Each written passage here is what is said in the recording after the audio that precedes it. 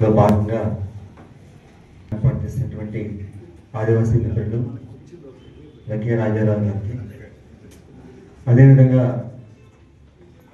కార్యక్రమానికి చేసినటువంటి చందాల కేంద్ర గారు మిత్రులు, అదేవిధంగా డాక్టర్ పూర్ణచంద్రరావు గారు, ఆదివాసీ సోదరి సోదరులు, అదేవిధంగా మిత్రులు, ఈ రోజున GOMS నెంబర్ 3 మీద మాట్లాడాలని చెప్పి కోరారు.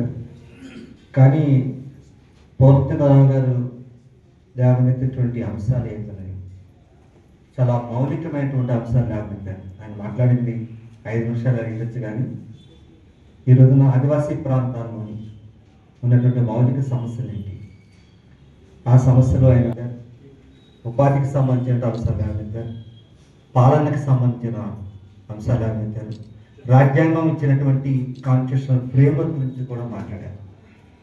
అందువల్ల నేను కేవలం GOMS నెంబర్ 3 గురించి, పేసా చట్టం గురించి మాట్లాడితే దాని అర్థం ఉండదు. ఎందువల్లంటే దానికంటే విస్తృతమైనటువంటి ప్రశ్న ఇది.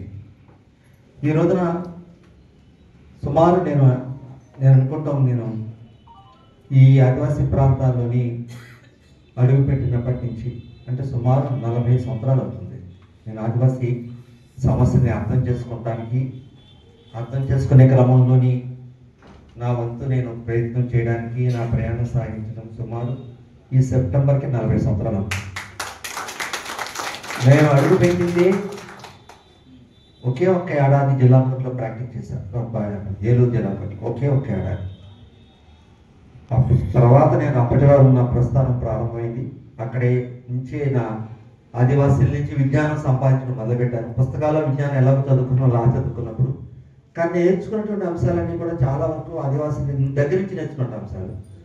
నేర్చుకున్న అంశాలని, చట్టాలని అర్థం చేసుకున్నటువంటి క్రమంలో ఎనలైటికల్గా ఉండాల్సిన ఆలోచనతోటి ముందుకు జరిగినటువంటి ప్రయాణం తప్ప ఇది నేనేదో ఎక్కడో విజ్ఞానం సంపాదించేటువంటి వస్తున్నాం కాదు. అందులో క్రమంగానే నేను డాక్టరేట్, PhD కూడా చేసింది కూడా ఆదివాసుల యొక్క భూ పరాయీకరణ మీద, డైనమిక్స్, ఎన్ని రకాల మౌలికమైన అంశాలు ముడిపడి ఉన్నాయి, పరిపాలనలో ముడిపడిన అంశాలు ఏంటంటే దాని మీద హైదరాబాద్ సెస్ నుంచి నేను డాక్టరేట్ కూడా తీసుకోవడం జరిగింది. ఇది నేను డాక్టరేట్ గురించి, ఉద్యోగం గురించి కాదు, ఈ భూమి పరాయీకరణకు సంబంధించినంత ఉన్నటువంటి మౌలిక అంశాలన్నింటిలో అర్థం చేసుకునే క్రమంలో చదువుకున్నటువంటి తప్ప నాకు అది ఉద్యోగానికి సంబంధించింది కాదు. అయితే ఇక్కడ ప్రశ్న ఏంటంటే, మనం ఇప్పటివరకు చెబుతూ వచ్చాం, రాజ్యాంగం ఉంది, భారత రాజ్యాంగం 5వ షెడ్యూల్ ఉంది, ఇది చాలా ప్రొటెక్ట్ చేస్తుంది, సేఫ్ గార్డ్ చేసేటువంటి కాన్స్టిట్యూషనల్ స్కీమ్ ఉంది. అదేవిధంగా ఆదివాసీల భూమి హక్కుల్ని కాపాడడానికి 170 రెగ్యులేషన్ ఉంది. ఇంకా పరిపాలనకు సంబంధించిన వరకు పేసా చట్టం ఉంది. ఈ చట్టం ఇవన్నీ ఉన్నాయి కాబట్టి ఆదివాసీల హక్కులన్నీ కూడా కాపాడబడతా ఉన్నటువంటి ఆలోచనతో ప్రభుత్వ అధికారులు చెప్తున్నారు, రాజకీయ నాయకులు చెప్తున్నారు, అందరూ చెప్పేటువంటి భాష. కానీ వాస్తవంగా ప్రశ్న ఏంటంటే, ఈ చట్టాలు అమలు అవుతున్నాయా లేదని ఒకటి. రెండోది, ఉన్నటువంటి రాజ్యాంగం ఫ్రేమ్వర్క్ ఏదైతుందో, 5th షెడ్యూల్ అయితే కాన్స్టిట్యూషన్లో ఉన్న ఫ్రేమ్వర్క్ అవుతుందో, ఆ ఫ్రేమ్వర్క్ ఈ రోజు ఉపయోగపడుతుందా లేదా మీరు రీవిజిట్ చేయాలి. ఇంకా ఇప్పుడు కూడా మీరు రీవిజిట్ చేయకపోయినట్లయితే ఆదివాసీ హక్కులు కాపాడేటువంటి పరిస్థితి ఉంటుంది. 5th schedule of the framework కాదా? ఒకవేళ ఫ్రేమ్వర్క్ కాకపోతే ఏం చేయాలి? రాజ్యాంగాన్ని మార్చాలి. 170 రెగ్యులేషన్ అనేది ఉపయోగపడుతుందా లేదా? ఉపయోగపడకపోతే ఇంకా వేరే మార్గాలు ఏమున్నాయి? పాలనాపరమైన మార్గాలు మార్చాలా, లేకపోతే చట్టమే మార్చాలా, రెగ్యులేషన్ మార్చాలా దాన్ని కూడా మనం ఆలోచించాలి. ఈరోజు ఆదివాసీ ప్రాంతాల్లో భూపరాయీకరణ చాలా ఎత్తున జరుగుతూ వచ్చింది. పూర్ణచంద్రరావు గారు చాలా తక్కువ చెప్పారు, 34% అన్నారు. ఆంధ్రప్రదేశ్ షెడ్యూల్ ప్రాంతాల్లో, ఉమ్మడి ఆంధ్రప్రదేశ్లో తెలంగాణ అండ్ ఆంధ్ర రెండు కలిపి చెప్పిన విషయంలో సుమారు 50% పైన భూములు నాన్ ట్రైబల్ చేతిలో ఉన్నటువంటి అంశం. మాలాంటి వాళ్ళు అధ్యయనం చేసినటువంటి అంశాలు అయితే more than 60% of the lands have been under the control of non tribals. Is not joke. మరి చట్టం ఉన్నప్పుడు, చట్టం ఇప్పుడు వచ్చిందా? 1917లోని 1917లోని ఆంధ్ర ప్రాంతానికి వచ్చింది.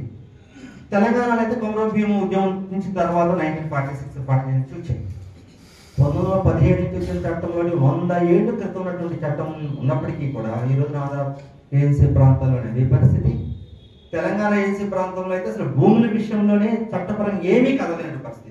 అది ఖమ్మం జిల్లా తీసుకోండి, ఏటూరు నాగారం, అది వరంగల్ జిల్లా ఎరస్టల్ వరంగల్ తీసుకోండి, చాలా భయంకరమైన పరిస్థితి. పరిపాలనకు సంబంధించిన అధికారులు ఏనాడు భూమి సంస్థని దాన్ని కదపనటువంటి పరిస్థితి. రిలేషన్ ఏదైతే ఉందో 1963లో తెలంగాణకి విస్తరించినా కూడా భూమి సమస్య మీద అసలు పట్టించుకోలేని పరిస్థితి. కొన్ని రంగాల్లో కమిటీ రికమెండేషన్స్ ఉన్నాయి. నేను వన్ ఆఫ్ ది మెంబర్స్ ఉంటాను ఆ కమిటీలో. అప్పుడు ఏర్పాటు చేసినటువంటి ఆదివాసీకి సంబంధించిన భూ సమస్య మీద చాలా రికమెండేషన్స్, 40 రికమెండేషన్స్ నేనే డ్రాఫ్ట్ చేసి ఇచ్చాను. అందులో 33 రికమెండేషన్స్ కొన్ని రంగాల కమిటీ రికమెండేషన్స్ యాక్సెప్ట్ చేసింది ట్రైబల్ ఏరియా సంబంధించి. ఇప్పుడు కూడా ఏమి దాన్ని కదపనటువంటి పరిస్థితి. 2007 నుంచి అనేకమైన మెమోలు ఇచ్చింది, కానీ ఎక్కడ తెలంగాణలో కానీ ఆంధ్రాలో కానీ ఆ మౌలికమైనటువంటి అంశాల మీద ముందుకు పోవాల్సిన పరిస్థితి. 170 రెగ్యులేషన్ ఉంది, కానీ మోర్ దాన్ 50% నాన్ ట్రైబల్ చేతులు ఉంది. ఎట్లా ఉంది ఈ రోజున? ఎక్కడైనా సరే పాపులేషన్ చూడండి, non tribals population infiltration schedule ఏరియాలో చాలా విపరీతంగా పెరిగిపోతా ఉంది. అంటే మీరు ఏమవుతుంది, ఈ చట్టాలు అమలు చేయనప్పుడు రాజ్యాంగం యొక్క స్వభావం ఏంటో, 5th schedule of the constitution యొక్క స్వభావం ఏంటది? షెడ్యూల్డ్ ప్రాంతము, ఆదివాసీలు ఉండేటువంటి ప్రాంతం అనేటువంటి ఏదైతే భావజాలం ఉందో, రాజ్యాంగమైనటువంటి భావజాలం అవుతుందో, రాజ్యాంగంలో పరిభాష అవుతుందో, దాని స్వభావాన్ని మార్చేసేటువంటి పరిస్థితి. మీరు నాన్ ట్రైబల్స్ కి గేట్లు ఎత్తేసేసి నాన్ ట్రైబల్స్ అందరూ ఏజెన్సీ ప్రాంతానికి వచ్చే విధంగా మీరు అన్ని ఏర్పాటు చేస్తా ఉంటే షెడ్యూల్ ఏరియాలో ట్రైబల్స్ కంటే నాన్ ట్రైబల్స్ పాపులేషన్ ఎక్కువైపోతే ఏమంటారు డిమాండ్? భద్రాచలంలో ఒక ఎంపీ అనుకుంటా 1,00,000 మందితోటి ఊరేగింపు పెట్టాడు. ఆయన చెప్పట్లా, నాకు అవసరం లేదు. పొలిటికల్ పార్టీ లీడర్స్ షెడ్యూల్ ప్రాంతాలకి 170ని రద్దు చేయాలని, సవరించాలని డిమాండ్. జీలుమిలి వెస్ట్ గోదావరి ఏజెన్సీ ప్రాంతాల్లో అయితే వాళ్ళు 40 గ్రామాలని ల్యాండ్ డీటెయిల్స్ తీసుకుని, వాటర్ సొల్యూషన్ తీసుకొని, ఈ 40 గ్రామాల్లోని ఎస్టీ పాపులేషన్ 30%, 20% ఉంది. How can you call it is schedule area అని డిమాండ్ చేస్తూ హైకోర్టులో కేసేశారు. అంటే మీరు షెడ్యూల్డ్ ప్రాంతాలని నిలువరించేందుకు ఎటువంటి చట్టాలు లేకుండా, వచ్చేందుకు వస్తానే ఉన్నారు, దాన్ని నిలువరించేటువంటి చట్టాలు ఏమి లేకుండా, దాన్ని ఆపకుండా నాన్ ట్రైబల్స్ అందరూ సెటిల్ అయిపోతాయి. లేకపోతే షెడ్యూల్ ప్రాంతాలు 5th షెడ్యూల్ ఎందుకు ఉంటుంది? 5th షెడ్యూల్ ఇది లివింగ్ స్కీమ్, అది లివింగ్ కాన్స్టిట్యూషనల్ స్కీమ్, అది పర్మనెంట్ కాదు. అది రాష్ట్రపతి ఎప్పుడు షెడ్యూల్ ప్రాంతాన్ని ప్రకటించాలనుకుంటే ప్రకటించవచ్చు, డీషెడ్యూల్ చేయాలని చేయొచ్చు. ఆర్టికల్ 244 పారా 6 కింద అదేమి పర్మనెంట్ కాదు. ఏఎస్ఆర్టీలో అంతా షెడ్యూల్ ప్రాంతం ఉంటుంది అనుకోవడం భ్రమది. ఏజెన్సీ ప్రాంతం అంతా కూడా ఏజెన్సీలో ఉంటుంది భ్రమది. పాపులేషన్ నాన్ ట్రైబల్స్ పాపులేషన్ ఎక్కువైపోతా ఉంటే అది షెడ్యూల్ ప్రాంతం ఎందుకు అవుతుంది? ఇవాళ కదా రేపైనా పొలిటికల్ గా డిమాండ్ వస్తానే ఉంది. పశ్చిమ గోదావరి జిల్లా ఏజెన్సీ ప్రాంతంలో డిమాండ్ ఎప్పుడో పెట్టారు, డీషెడ్యూల్ చేయమని.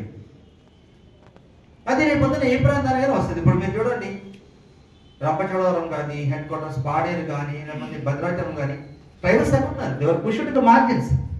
ఏనాడో పోయేది, ఏనాడో చూసేసారు అందరినీ. మొత్తం హెడ్ క్వార్టర్స్ అన్ని కూడా నాన్ ట్రైబల్స్. మీరు పాడేది చూడండి, ఎంత దౌర్భాగ్యమైన పరిస్థితి. రోడ్ల జంక్షన్ లో మీరు అందరూ అరకు చూడడానికి, పాడేరు చూడడానికి, బీటీ చూడడానికి వెళ్తారు కదా. ఆదివాసుల యొక్క జీవన విధానం, జీవన బతుకుదలను కూడా మనం చూడాలి. మీరు సెంటర్లో చూడండి, పాపం కింద నేల మీద చిన్న చిన్న బొట్టలు పెట్టుకుని ఆదివాసులు కూర్చొని అమ్ముతారు.